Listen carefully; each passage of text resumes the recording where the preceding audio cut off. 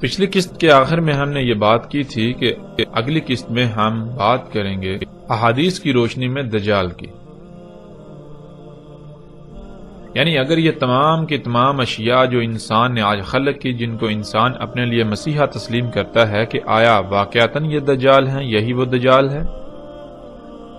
اگر یہی وہ دجال ہے تو ضرور رسول اللہ صلی اللہ علیہ وسلم نے اس کا ذکر کیا ہوگا۔ تو اس قسط میں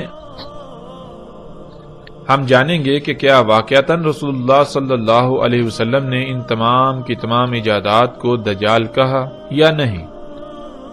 تو ناظرین، اس بات کو جاننے کے لیے ہم اپنی اس قسط کا آغاز کرتے ہیں۔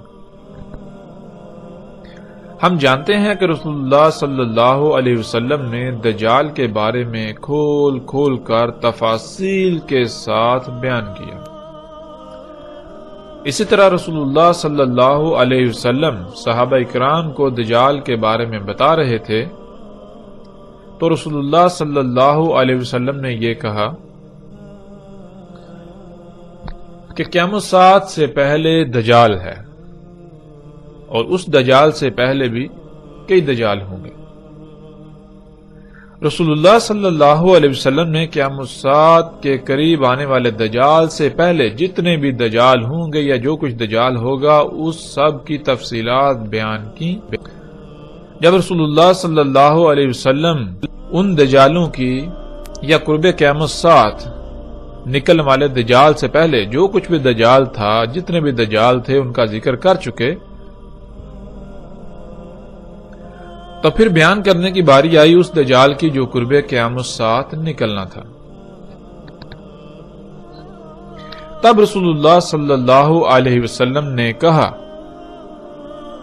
تحقیق یعنی ثابت شدہ، ایسا ہی ہوگا، ایسا ہو چکا کیا کہ دجال کھانا کھا چکا اور بازاروں میں گھوم پھر چکا۔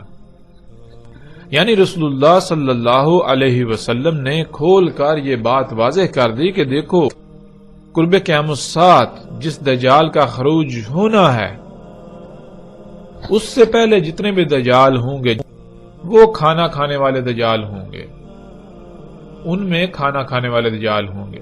یعنی محمد رسول اللہ صلی اللہ علیہ وسلم نے یہ بالکل واضح کر دیا کہ قرب قیامت ساعت جس دجال کا خروج ہونا ہے وہ کھانا کھانے والا نہیں ہوگا جیسے انسان کھانا کھاتا ہے، وہ انسان کی طرح بازاروں میں نہیں گھومے پھرے گا۔ کہیں ایسا نہ ہو کہ تم اس کو بھی ایک انسان سمجھتے ہوئے ویسا ہی دجال سمجھ لو جو اس سے پہلے آئیں گے۔ اس لیے وہ ایسا دجال نہیں ہوگا، یعنی وہ انسان نہیں ہوگا، اور اس کی رسول اللہ صلی اللہ علیہ وسلم نے مزید وضاحت کر دی۔ محمد رسول اللہ صلی اللہ علیہ وآلہ وسلم نے کہا، دجال ہرگز انسان نہیں ہے،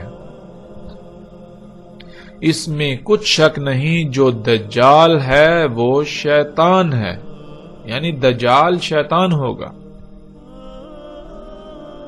پھر اسی طرح ایک اور موقع پر رسول اللہ صلی اللہ علیہ وسلم نے کہا کہ دجال انسان نہیں ہوگا، اس میں کچھ شک نہیں، دجال شیطان ہوگا۔ اور قرآن میں اللہ سبحانہ و تعالیٰ نے شیطان کسے کہا؟ اللہ سبحانہ و تعالیٰ نے ہر اس شے کو شیطان کہا جو کچھ بھی ہمارے ارد گرد کھلم کھلا موجود ہے، جو ہماری ضرورت سے زائد ہے۔ حیات الدنیا کو، دنیاوی معلومات کو اللہ سبحانہ و تعالیٰ نے شیطان قرار دیا، شیطان کہا قرآن میں۔ اور پیچھے ہم جان چکے، بار بار یہ بات جان چکے کہ رسول اللہ صلی اللہ علیہ وسلم نے دجال کسے کہا۔ پھر رسول اللہ صلی اللہ علیہ وسلم نے کہا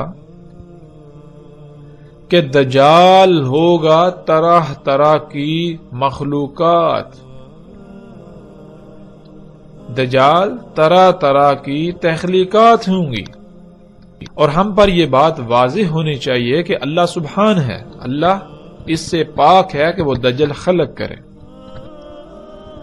اللہ اس سے پاک ہے کہ وہ کوئی ایسی شے خلق کرے جس میں رائی برابر بھی کوئی خامی، کوئی کجی، کوئی کوتاہی ہو،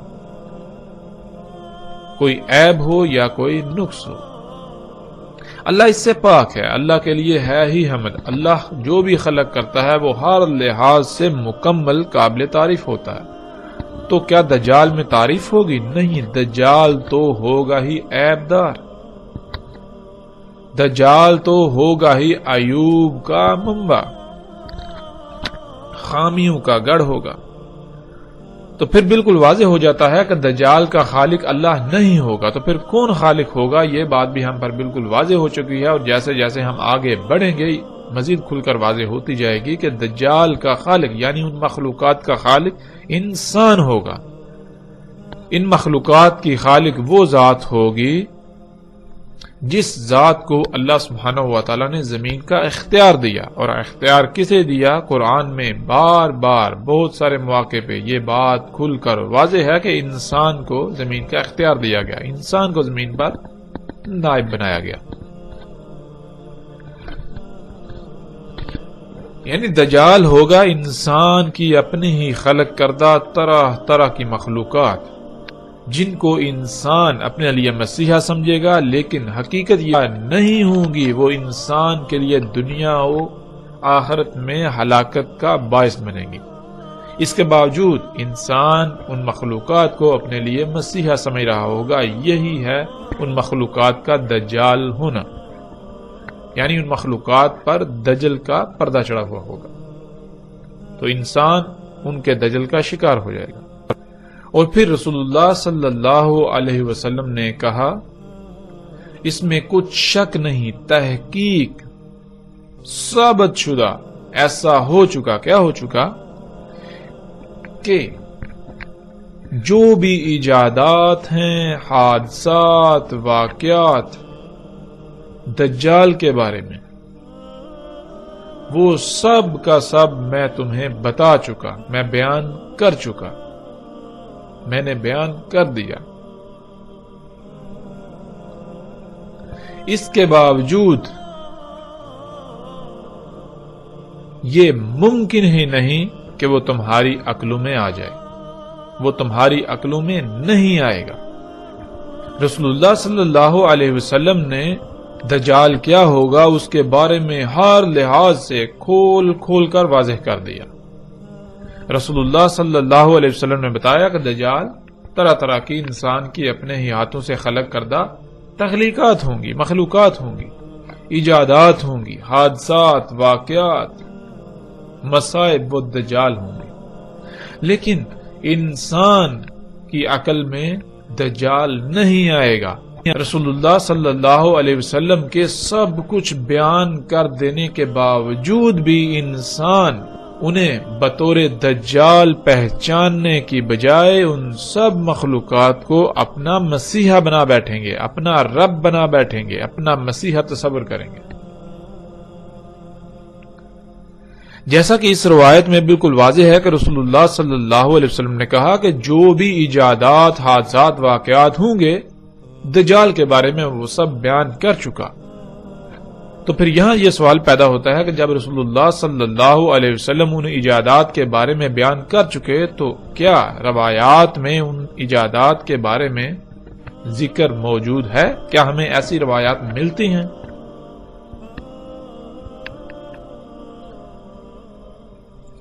تو اب ہم احادیث میں، روایات میں دیکھیں گے کہ کیا واقعتاً ایسی روایات موجود ہیں کہ رسول اللہ صلی اللہ علیہ وسلم نے ان مخلوقات کو دجال کہا۔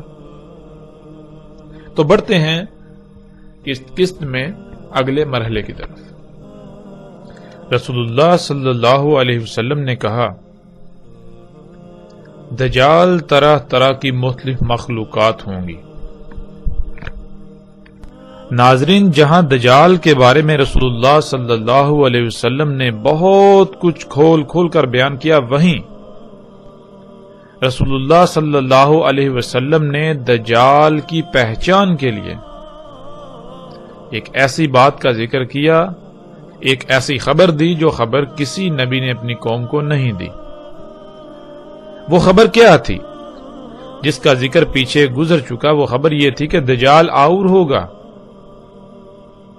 اور تمہارا رب یعنی اللہ سبحانہ و تعالی آور نہیں ہے۔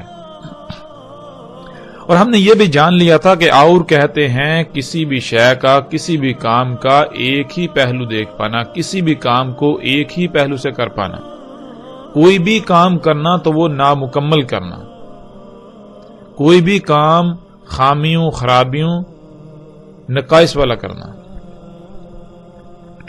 تو اسی کی وضاحت میں رسول اللہ صلی اللہ علیہ وسلم نے کہا تھا، جیسا کہ اس روایت میں ہمارے سامنے ہے۔ رسول اللہ صلی اللہ علیہ وسلم نے کہا، اس کی یعنی دجال کی صلاحیت، خصوصیات، معیار اور کردار یہ ہوگا کہ وہ ہر شے میں ٹیڑھ پن پیدا کر دے گا، ہر شے کو مفلوج کر دے گا، اور یہی شے اسے یعنی دجال کو نمایاں کرے گی، یہی اس کی پہچان کا باعث ہوگی۔ یعنی رسول اللہ صلی اللہ علیہ وسلم نے کہا کہ دجال کی پہچان یہ ہے کہ دجال ہر شے میں ٹیڑھ پن پیدا کر دے گا، ہر شے کو مفلوج کر دے گا۔ یہ خامی، یہ خصلت ہی دجال کی پہچان ہوگی۔ آج ہم دیکھیں وہ کون سی مخلوقات ہیں، وہ کون سی اشیاء ہیں جنہیں انسان اپنے لیے مسیحا سمجھتا ہے، لیکن اس کے برعکس ان کی حقیقت یہ ہے کہ وہ تمام کی تمام مخلوقات میں ٹیڑھ پن پیدا کر رہی ہیں، تمام مخلوقات کو مفلوج کر رہی ہیں، خرابیاں، نقائص وغیرہ پیدا کر رہی ہیں۔ ایسی وہ کون سی مخلوقات ہیں؟ تو جب ہم دیکھیں تو ہمارے سامنے کیا آتا ہے؟ ہمارے سامنے پھر وہی طرح طرح کی انسان کی خلق کردہ مخلوقات جو پوری کائنات میں ہر شے کو مفلوج کر رہی ہیں، ہر شے میں ٹیڑھ پن پیدا کر رہی ہیں، ہر سطح پر تباہی مچا رہی ہیں۔